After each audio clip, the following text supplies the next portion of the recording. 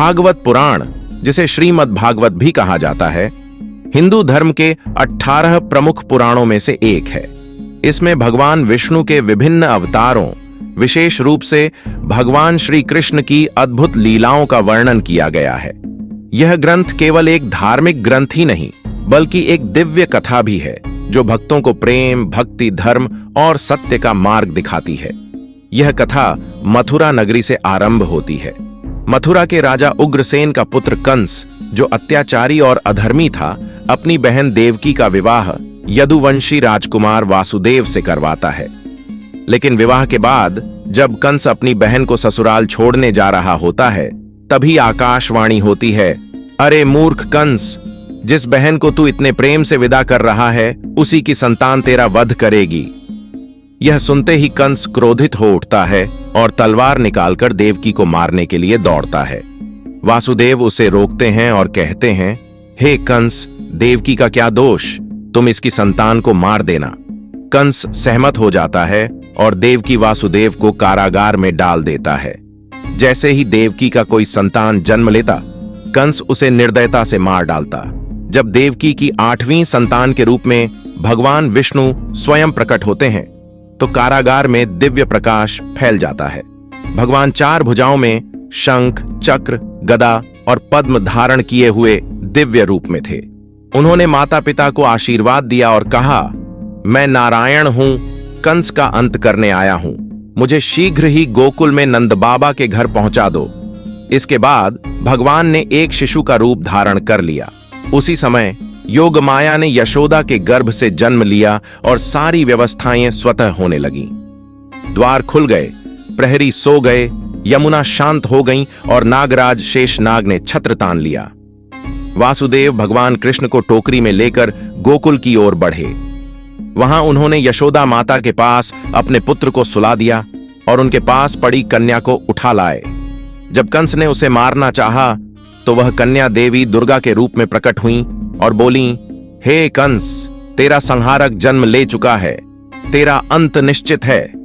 यह सुनकर कंस भयभीत हो गया। गोकुल में नंद बाबा और यशोदा माता के यहां श्री कृष्ण का लालन पालन हुआ। वे धीरे धीरे बड़े होने लगे और उन्होंने बचपन में ही असुरों का नाश करना शुरू कर दिया। कंस ने बालक कृष्ण को मारने के लिए पूतना नामक राक्षसी को भेजा। उसने स्तन में विष लगाकर शिशु कृष्ण को पिलाने का प्रयास किया, लेकिन कृष्ण ने उसके प्राण खींच लिए और उसका उद्धार कर दिया। जब कृष्ण पालने में थे, तब एक राक्षस शकटासुर बैलगाधी का रूप धारण कर उनके पास आया, लेकिन कृष्ण ने मात्र अपने छोटे से पैर के स्पर्श से ही उसे ध्वस्त कर दिया।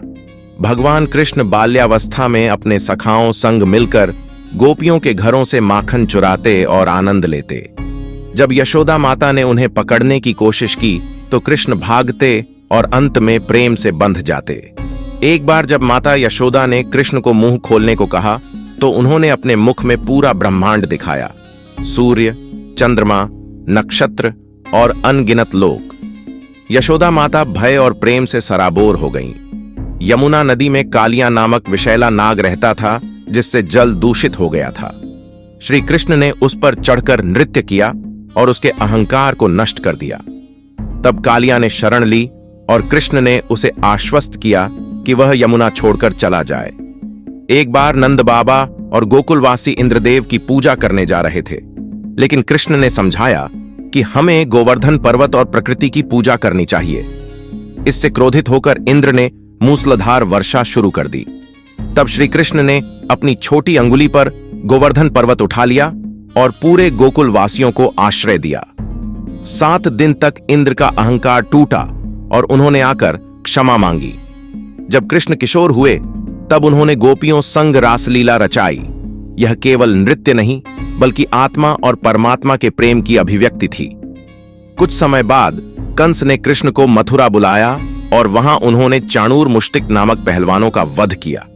अंत में कंस का वध कर मथुरा को भयमुक्त किया। कालांतर में श्री कृष्ण द्वारका चले गए और वहां द्वारकाधीश बने। उन्होंने महाभारत युद्ध में पांडवों का साथ दिया और अर्जुन को श्रीमद् भगवद गीता का दिव्य उपदेश दिया। हे अर्जुन, कर्म करो, फल की चिंता मत करो, धर्म की रक्षा के लिए मैं हर युग में अवतरित होता हूं। जब कृष्ण का धरती पर कार्य पूर्ण हुआ, तब उन्होंने अपनी लीला समाप्त कर गोलोक प्रस्थान किया। उनका यह अवतार केवल कंस का वध करने के लिए नहीं, बल्कि धर्म, प्रेम और भक्ति का प्रचार करने के लिए था। श्रीमद् भागवत भगवान कृष्ण की अद्भुत लीलाओं का महासागर है। यह केवल एक कहानी नहीं, बल्कि जीवन का सत्य, प्रेम, भक्ति और आत्मा का परमात्मा से मिलन है। जो भी इस कथा को प्रेम से सुनता या पढ़ता है, वह श्री कृष्ण की कृपा प्राप्त करता है। हरे कृष्ण कृष्ण कृष्ण हरे हरे, हरे राम राम राम हरे हरे।